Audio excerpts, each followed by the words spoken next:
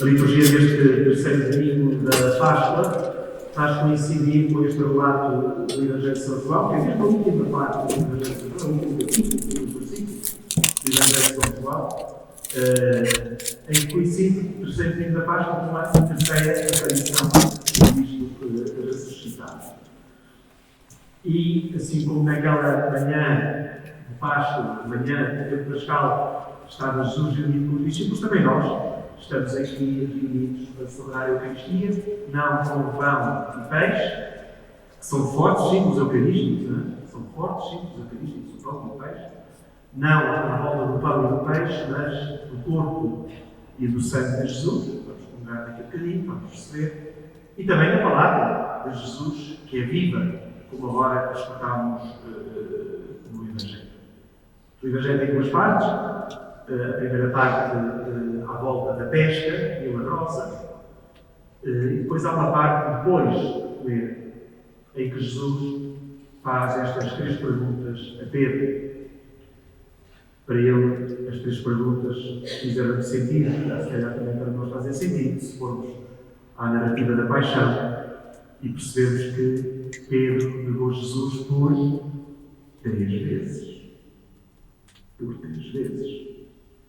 Isto não são perguntas em honra da Santíssima Trindade. Pai, Filho e Espírito Santo, são perguntas, são 3 perguntas, para que Jesus recuperasse aquilo que tinha acontecido dias atrás na traição. Jesus pergunta por 3 vezes, as mesmas que Pedro tinha negado, e talvez por isso é que há este comentário que à terceira vez Pedro entristece. Por Jesus lhe ter perguntado por 3 vezes, era porque Jesus estava a ser chato, mas porque percebeu o alcance da pergunta. Não era só amas, não gostas de mim, tudo bem? Não.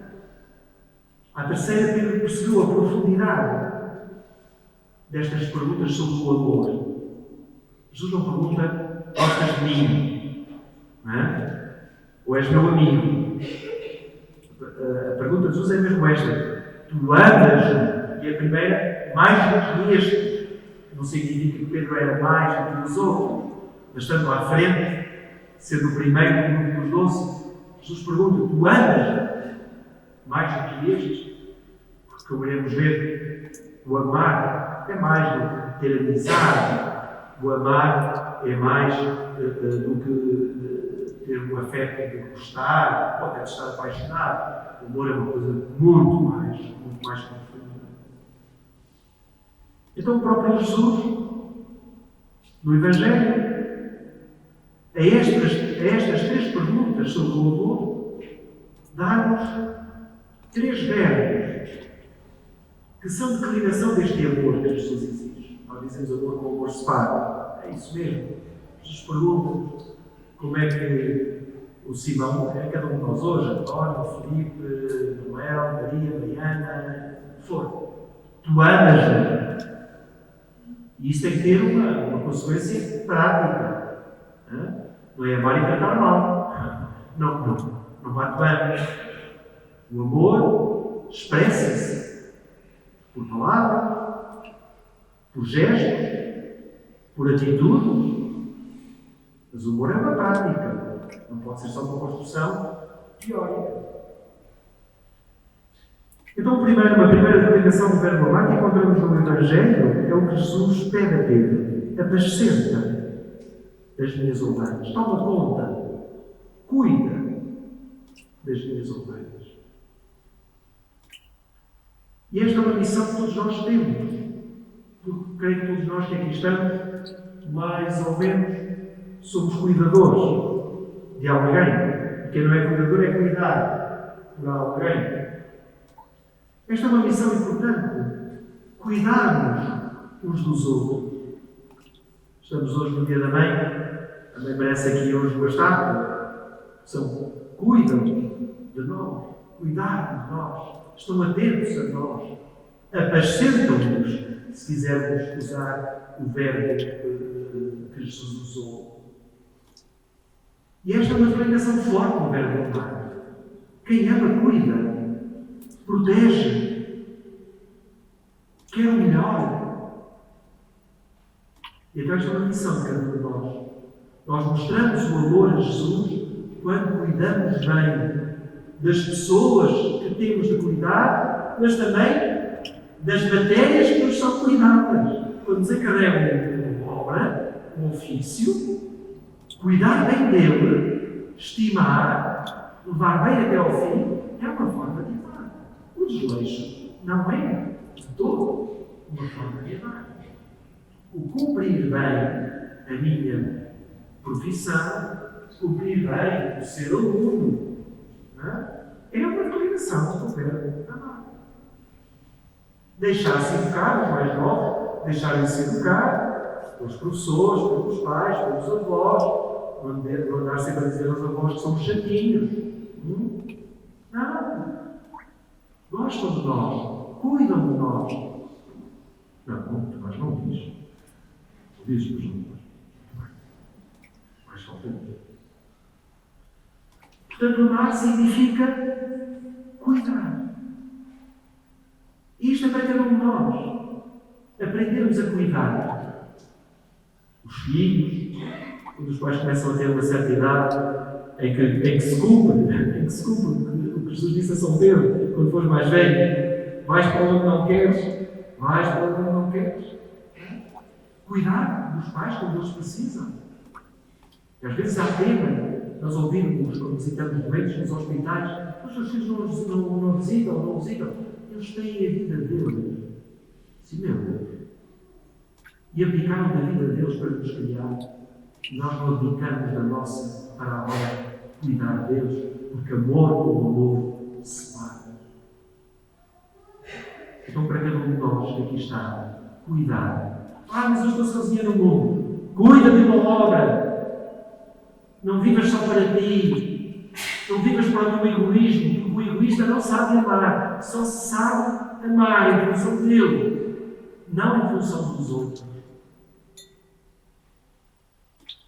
Depois, uma segunda declinação que nos aparece no Evangelho, vamos lá, seguir. É uma coisa que Jesus diz a Pedro: segue. Seguir Jesus. O seguimento é muito importante. Poderíamos pensar a partir de que isto é só para padres, ou para o Papa que agora vão começar a eleger. Não. O seguimento não é só para candidatos especiais. Todos nós que somos batizados, vós que fostes batizados em Cristo, estáis vestidos de Cristo, todos nós que somos batizados, seguimos Jesus. Não andamos à toa. Seguimos Jesus.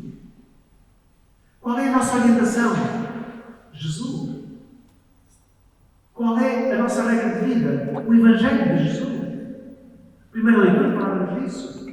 Temos antes de obedecer a Deus do que aos homens. As minhas referências onde é que elas estão? Em Jesus? Ou nos meus colegas? Ou naqueles que nos viam de Jesus? Então esta também é uma declaração para seguir. Seguir Jesus. Aquilo que Ele nos diz é bom para nós. E nós vemos isso. Quantas vezes não é o Evangelho que nos vai converter? O ouvir as palavras de Jesus ano após ano, dia após dia, é que nós vamos descobrir que ainda precisamos melhorar aqui, precisamos corrigir ali, precisamos ir mais além. Isto é seguir. E depois, não aparece no Evangelho, mas aparece na primeira leitura, também ligado a Pedro, anunciar. Os Atos dos Apóstolos ouvimos uma proibição formal. Não queremos que andem a falar de Jesus. E que os apóstolos, que já tinham sofrido por causa disso, e que voltaram a ser aceitados como respeitados, não têm dúvidas. Nós temos que obedecer a Deus que nos mandou anunciar. Não temos que andar aqui atrás de leis que nos proíbem. Temos que ir atrás daquilo que a nossa consciência nos manda. Aqui é a voz da consciência. Nós, ao obedecer, temos que obedecer a Deus. Custa o que custar, como lhes custou até a própria vida, como dizia o Evangelho. Disse isto para me indicar o género de morte que havia de dar glória a Deus. Então, anunciar Jesus. O anúncio é muito importante. Não nos é pedido que a gente ande de porta em porta, como noutras igrejas e seitas, que estão a bater às portas, estão à casa à entrada das estações de metro e não sei o quê, para ver se conseguem adeptos. Não nos é pedido nada disso. Não nos é pedido nada de extraordinário. O que nos é pedido é simplesmente aproveitar as oportunidades que a vida nos vai dando para anunciarmos Jesus. Por palavras e por outras. Estou na escola, é na escola que tenho que anunciar Jesus. Tenho uma família, é na minha família que tenho que testemunhar e viver Jesus. No meu trabalho, é aí que tenho que anunciar Jesus. Na minha comunidade religiosa, é aí que tenho que anunciar Jesus. É no meu voluntariado, é aí que tenho que anunciar Jesus. De uma forma simples, espontânea. Mas tem que acontecer. Nós não podemos ser cristãos mornos, or light, zero. Não.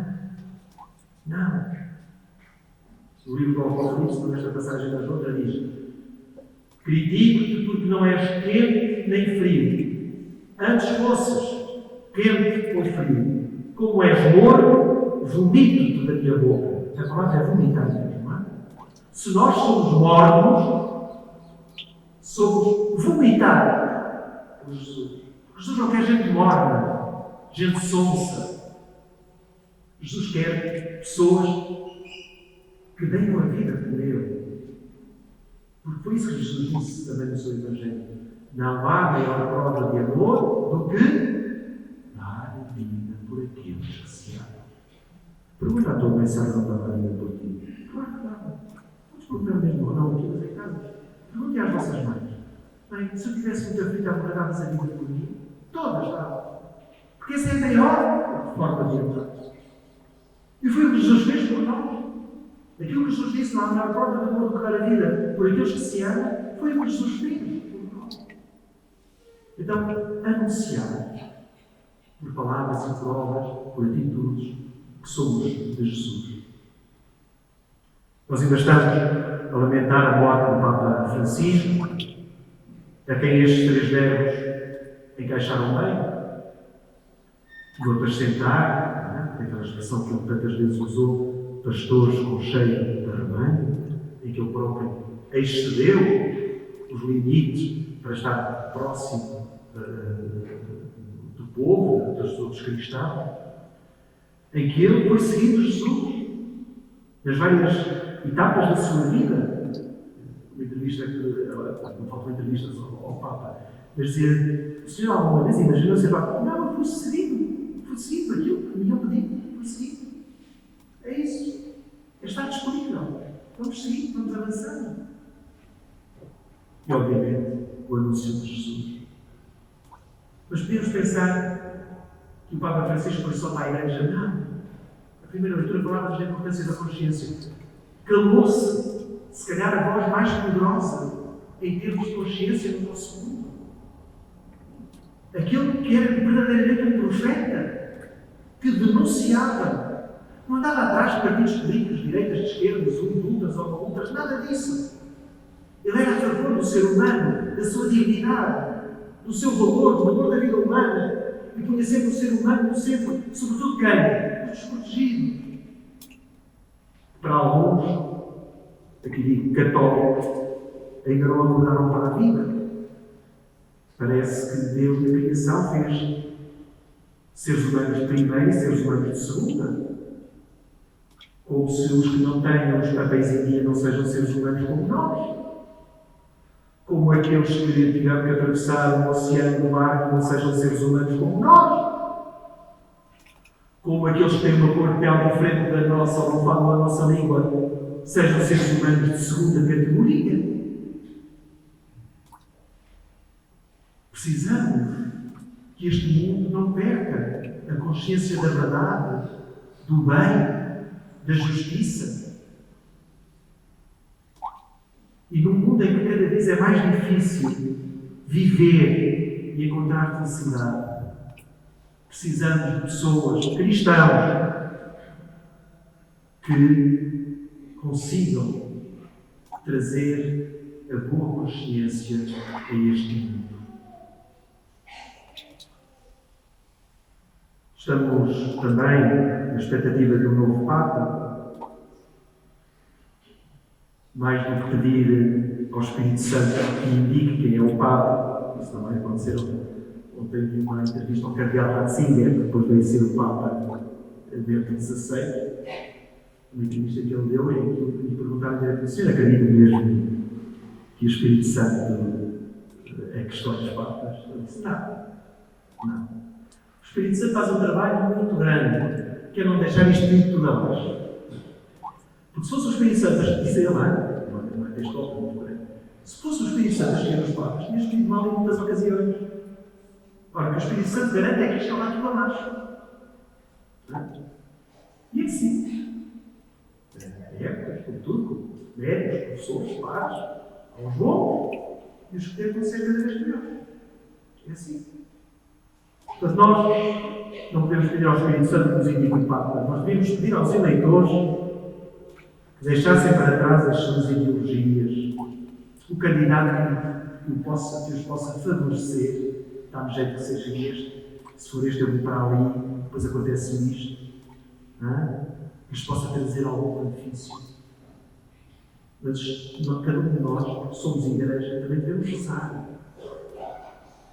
ao Espírito Santo para que entre nos corações de pedra de alguns cardeais que têm um coração de pedra, somos só nós, para ver se os transforma no coração de carne, para ver se eles são dóceis às inspirações do Espírito Santo e que tentem encontrar um homem de Deus que ame a Jesus, como vimos no Evangelho, que apacente a Igreja e que seja a voz da consciência.